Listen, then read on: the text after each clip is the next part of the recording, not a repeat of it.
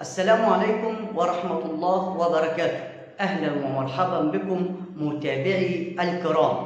منتخب مصر مع الكابتن حسام حسن أو مع العميد حسام حسن بيؤدي أفضل أداء.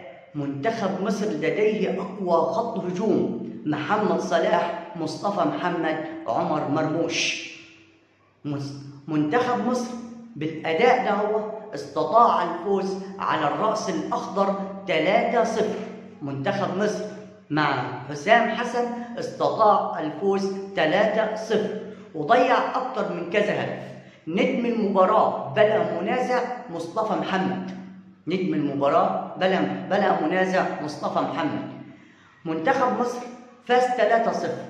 أحرز الأهداف رامي ربيعة من رأسية متقنة، عمر مرموش من انفراد، إبراهيم عادل من متابعة.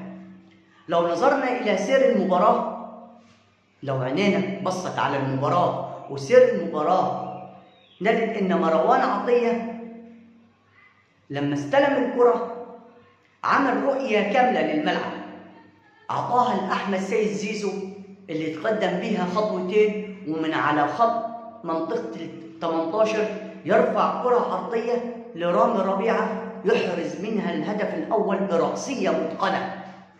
يحرز منها الهدف الأول بإيه؟ برأسية متقنة. ده بالنسبة للهدف الأول.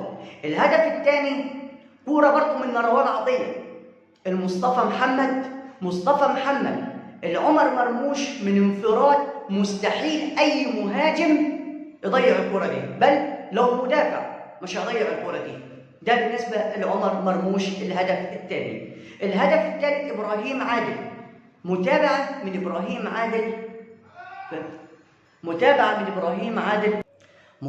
إبراهيم عادل أحرز منها الهدف الثالث. منتخب مصر أدى أداء عالمي.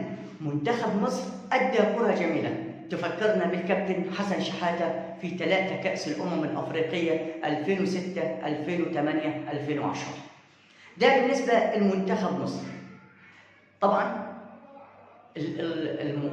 الماتش بالكامل فيه سيناريوهات كتير وفيه شرح بالكامل، لكن أنا مش عاوز نطول عليكم في هذا اللايف.